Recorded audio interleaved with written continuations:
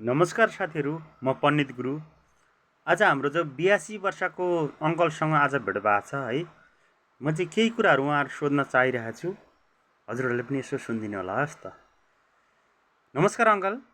नमस्कार। हजुर यत्रो उमेर भइसक्नुभयो होइन, हरेक क्षेत्रमा घुमेर हरेक कुराहरूमा अगाडि हुनुहुन्छ। हजुर यसपालिको चुनाव आउँदैछ, हजुर हजुर चाहिँ कसलाई भोट हाल्न चाहनुहुन्छ अङ्कल? हजुर भोट हाल्ने कुरो अगाडि नै चाहिँ नि भन्न सकिँदैन। हजुर किन सकिँदैन भनेदेखि गोप्य मतदान हो। हजुर हजुर त्यस कारणले गर्दाखेरि अगाडि नै भन्न सकिँदैन। अनि हजुरलाई राम्रो मान्छे चाहिँ यसपालि चाहिँ को नयाँ उदाउनु भएको छ? उहाँहरूलाई चाहिँ के भन्नुहुन्छ तपाईँ? भोट चाहिँ कसलाई चाहिँ हाल्नुहुन्छ त? तपाईँ एकचोटि त भोट त हाल्नै पर्छ होइन? एउटा नेपाली जनताको एउटा चाहिँ तपाईँको होइन, एउटा ऊ पनि हो। तपाईँले चाहिँ नि सोध्नुभयो। हजुर यसको लागि भोट म चाहिँ नि यो पार्टीलाई दिन्छु भनेर पनि म भन्न सक्दिनँ। मेरो गोप्य मत हो। जसलाई चाहना हुन्छ म उसैलाई दिन्छु।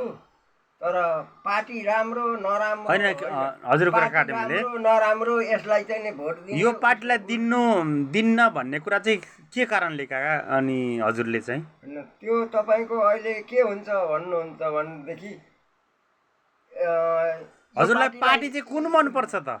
यो पार्टीलाई दिन्छु यो पार्टीलाई दिन्न भन्ने चाहिँ नि पहिले नै हुने हो भनेदेखि त हजुर यत्रो राष्ट्रमा चाहिँ नि पैसा खर्च गरेर नाना खण्ड गरेर चाहिँ नि तपाईँको चाहिँ नि गोप्य मतदानै गर्नुपर्ने थिएन नि। हजुर हजुर त्यसो हो नि कुरो त। हजुर म यही पार्टीलाई दिन्छु भनेर चाहिँ नि म चाहिँ नि यहाँ खुलेर भन्न सक्दिनँ। हजुर त्यो गोप्य मतदान हजुरलाई राम्रो चाहिँ कुन लाग्छ त? राम्रो चाहिँ केन्द्र गएपछि हजुरलाई चाहिँ अहिलेको सिद्धान्त अनुसार पार्टी सबै राम्रा हजुर है। व्यक्ति चाहिँ हजुरलाई कुन राम्रो लाग्छ? व्यक्ति सबै राम्रा, तर तिनीहरूको चाहिँ नि काम गर्ने चाहिँ नि क्रियाकलापहरू मात्रै चाहिँ नि नराम्रो। हजुर किन क्रियाकलाप नराम्रो भन्नुहुन्छ भनेदेखि अब यत्रो वर्ष चाहिँ नि तपाईँको एमाले चलायो, काङ्ग्रेसले चलायो, राप्रपाले चलायो। हजुर अब सबै चाहिँ नि पञ्चायत कालदेखि अहिलेसम्म चाहिँ नि हजुर हेर्दाखेरि तपाईँको सबै नेताहरू हजुर नेपालका सबै पार्टी र सबै नेताहरू हजुर परराष्ट्र परजीवी हजुर जस्तै मानव शरीरमा हजुर हामीले खाएको खाना चाहिँ नि परजीवी भनेको जुका। भनेपछि अन्तर्राष्ट्रियसँग चलेका छन्। अरू राष्ट्रसँग भारत अमेरिका हजुर हजुर चीन हजुर सँग चाहिँ नि सल्लाह सहमति लिएर मात्रै चाहिँ नि आफ्नो राष्ट्र चाहिँ नि चलाउन सक्ने नेता मात्रै जन्मिएका छन् नेपालमा। अहिले पनि अहिलेको 84को चुनाव 82मा सार्न मात्रै भनेर चाहिँ नि आन्दोलन गरेका थिएनन्। हजुर ओहो जेनजीहरूले। दामी कुरा गर्नु, धन्यवाद हजुरलाई। जेनजीहरूले हजुर माओवादीले पनि चाहिँ तपाईँको त्यत्रो चाहिँ नि 16-17 हजार चाहिँ नि जनता मारेर नाना खण्ड गरेर चाहिँ नि त्यसको लागि मात्रै चाहिँ नि तपाईँको चाहिँ नि गरेका थिएनन्। तर यसो मिलो मत्तो सत्तो गर, भारतसँग मिलो, चीनसँग मिल्यो, अमेरिकासँग मिल्यो। हजुर अन्य नेताहरूले के गर्ने भन्दाखेरि उनीहरूको सल्लाह सुझाव अनुसार चाहिँ नि यहाँ राष्ट्र चलाउने, आफ्नो खुट्टामा टेकेर चाहिँ नि अलिकति पहिलादेखिको यो खेल चलिरहेछ नेपालमा है। अलिकति केटीओलीले मात्रै चाहिँ नि राष्ट्रवादी काम 2-4 गरेको छ।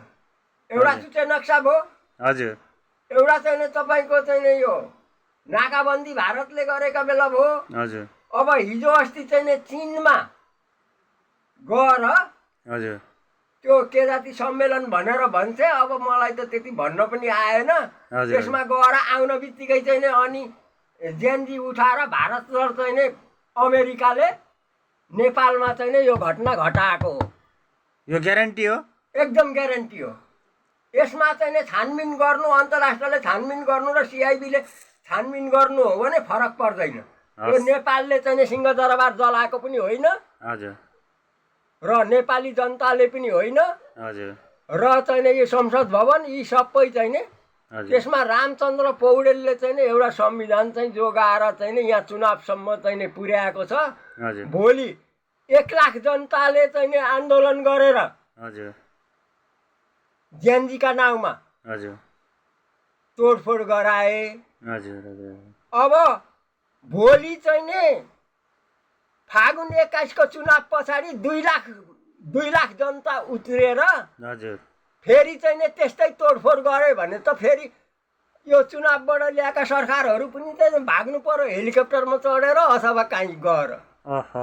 देशमा अझै अनि त्यहाँबाट के गर्नु पर्यो त भन्दा सेनाले हातमा लिनु पर्यो हजुर अनि राजाले चाहिँ नि राज्य चलाउनु पर्यो। यो ग्यारेन्टी हो काका? अब त्यस्तै छ मेरो चाहिँ विश्लेषणमा। अब अरूको चाहिँ के छ ल धन्यवाद काका। दुई चारवटा कुरा भनिदिनु भयो यसमा हजुरलाई धेरै धेरै धन्यवाद। नमस्कार गर्न चाहन्छु। हस् त हस् नमस्कार। यस्तै छ आफ्नो त अब यो के भन्ने छ अहिले।